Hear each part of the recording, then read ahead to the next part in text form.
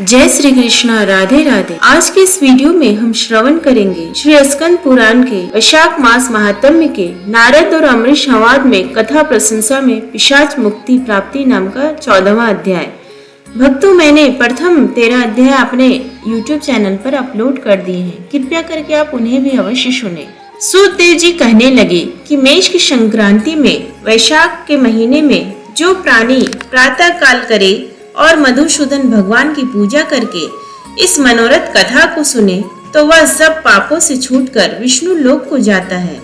जो दुर्बुद्धि होती हुई कथा छोड़कर अन्य काम करने में लग जाते हैं वे रौरव नरक में जाकर पिशाच की योनि पाते हैं। यहाँ हम एक प्राचीन इतिहास कहते हैं। यह इतिहास पाप दूर करने वाला, पवित्र करने वाला, धर्मवर्धक और तत्काल सेवनीय है। प्राचीन काल में गोदावरी के किनारे ब्रह्मेश्वर क्षेत्र में ब्रह्मानिष्ठ बड़े परम हंस दुर्वासा ऋषि के 2 शिष्य रहते थे। वे सदा उपनिषद शास्त्रों में निष्ठावान थे। उन्हें किसी से कुछ अपेक्षा नहीं थी। भीख मांगकर जो कुछ मिलता उसी को खाकर पर्वत की गुहा में पड़े रहते थे।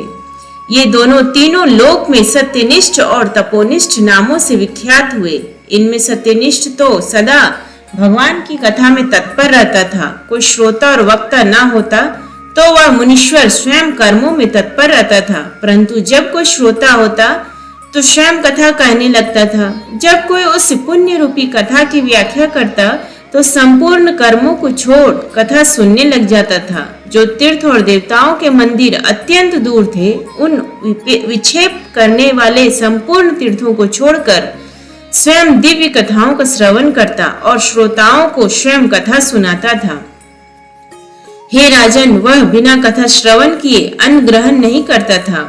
जो वक्ता रोग से पीड़ित होकर अपने घर कथा करता वह मुनि कूप जल से स्नान करके उसकी कथा सुनता था। कथा समाप्त होने पर अपने नित्य कर्म करता। जो मनुष्य ऐसे कथा सुनता है उसको जन्म के बंधन नहीं व्यापते तथा विष्णु भगवान में सच्ची भक्ति उत्पन्न होती है और अर्थी दूर हो जाती है। विष्णु भगवान में स्नेह और साधु महात्माओं में सुहृदता उत्पन्न होती है। निरंजन निर्गुण ब्रह्मा उनके हृदय में आकर विराजते हैं। जो पुरुष ज्ञानहीन है उसके सब कर्म नष्ट हो जाते हैं। जैसे अंधे के हाथ में दर्पण व्यर्थ होता है वैसे ही बिना ज्ञान के प्राय किए हुए कर्म भी निष्फल होते हैं। जो महात्मा बहुधा कर्म करते हैं उन्हें सत्व बुद्धि मिलती है। सत्व बुद्धि से वेद में यदि उत्पन्न होती है, वेद से ज्ञान और ज्ञान से ध्यान की उत्पत्ति होती है। जो बहुधा वेदोक्त रीति से ज्ञान ध्यान आदि में प्रवृत्त होते हैं, परंतु जहाँ विष्णु भगवान की कथा नहीं होती, जहाँ साधु महात्मा ना हो, वहाँ यदि साक्षात गंगा जी का किनारा भी हो तो भी त्याग दें। जिस देश में तुलसी ना हो अथवा विष्णु जी का मंदिर ना हो, जहाँ विष्णु भगवान की कथा ना हो, वहाँ पर मरा हुआ प्राणी अंध तामिश नरक में जा पड़ता है। जिस ग्राम में विष्णु जी का मंदिर अथवा काला मृग ना हो, जहाँ विष्णु की कथा नहीं होती, जहाँ साधु महात्मा ना हो, वहाँ का मरा हुआ प्राणी 100 जन्म तक कुकर योनि पाता है। उपनिषदों के विचार से उस मुनीश्वर ने यह बात निश्चय कर ली। अतः सदा विष्णु की भक्ति में तत्पर रहे और विष्णु की कथा श्रवण करे। कथा सुनने से अधिक और किसी काम को न माने। और दूसरा जो तपोनिष्ठ था वह बड़ा दुराग्रही तथा कर्मनिष्ठ था। ना तो स्वयं कथा कहता न सुनता और होती हुई कथा को छोड़ तीर्थ स्नान के लिए चला जाता था। हे राजन, तीर्थ पर होती हुई कथा को इस डर से छोड़ देता था कि कहीं तप में विघ्न हो। श्रोता और वक्ता कोई भी उस कर्मनिष्ठ के निकट होकर गृह कार्य के लिए नहीं निकलते थे। वह दुरात्मा दुर्बुद्धि ऐसे ही समय बिताता था। ना जिह्वा से विष्णु कथा कहता था, ना कानों से सुनता था। विष्णु भगवान की कथा न सुनने से तथा अपनी मूर्ता और दुराग्रह से जब उसने अपने शरीर छोड़ा तब वह शमी के वृक्ष पर छिन्न कर्ण नाम का महाबलवान पिशाच हुआ। आश्रयहीन क्षुधा से व्याकुल हो उसका कंठ, ओष्ठ और तालु सूख गए।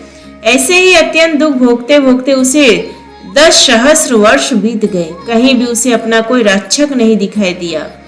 भूख से व्याकुल अत्यंत दुखी हो वह अपने किए कर्मों पर विचार करता हुआ उन्मत्त की तरह घूमने लगा। भूख के मारे इधर उधर भटकता रहा, कहीं भी निवृत्ति न हुई। उस अकृतात्मा की देह पर पवन अग्नि के समान लगता था, जल कालाग्नि के तुल्य और फल पुष्पादि विष के सदृश मालूम होते थे। इस प्रकार उस दुर्बुद्धि कमंठ को कहीं भी सुख प्राप्त न हुआ। इसी प्रकार वह उस सुनसान वन में फिरता था। साधु संग तथा कथा से रहित आश्रम स्थान में वह भटकता रहा। कदाचित दैव योग से सत्यनिष्ठ पैटिनसी पुरी में आया। मार्ग में दुख से पीड़ित छिन्नकर्ण नाम के पिशाच को देखा। वह क्षुधा से आतुर अपनी आत्मा को द्रवित करता हुआ बुरी तरह से रोता था। उसे देख मुनीश्वर कहने लगे, डरो मत, तू कौन है? तेरी यह दशा कैसे हो गई? अब से आगे तुझे दुख नहीं होगा। जब सत्यनिष्ठ ने ऐसा आश्वासन दिया तो छिन्नकर्ण अत्यंत व्याकुल हो कहने लगा, हे प्रभु, मैं दुर्वासा का शिष्य तपोनिष्ठ नाम का यति हूँ। मैं ब्रह्मेश्वर क्षेत्र का निवासी बड़ा दुराग्रही कर्मनिष्ठ था। कर्मों के लोप हो जाने के भय से मैंने अपनी मूर्खता और अपने दुर्बुद्धि से महात्माओं की होती हुई विष्णु कथा का आदर नहीं किया और कर्मों को काटने वाली कथा मैंने श्रोताओं को कभी नहीं सुनाई। उसी कर्म के घोर परिणाम से मेरी मृत्यु हुई। मैं छिन्नकर्ण नामक पिशाचवन दुख से अत्यंत व्याकुल हुआ हूँ। मुझे इस घोर दुख से छुड़ाने वाला कोई नहीं दिखाई देता है। मार्ग में जाते हुए तुम्हें देखकर मेरा भाग्य फिर गया, मेरे पाप जाते रहे। आज मेरे ऊपर सब देवता, गुरु और साधु संतुष्ट हैं। आज हरि भगवान मेरे ऊपर प्रसन्न हैं, जो आपके दर्शन हुए हैं। इस प्रकार त्राही त्राही छिन्नकर्ण बुरी तरह रोदन करता उसके चरण पर गिर पड़ा। तो महा यशस्वी सत्यनिष्ठ को बड़ी दया आई। उन्होंने उसे दोनों हाथों से पकड़ के उठा लिया और अपने सुकृत का पुण्य दिया। वैशाख मास के महात्म्य को क्षण भर सुनने का फल दिया, जिससे उसके पाप तत्काल दूर हो गए। इस पिशाच की देह छोड़ दिव्य देह धारण कर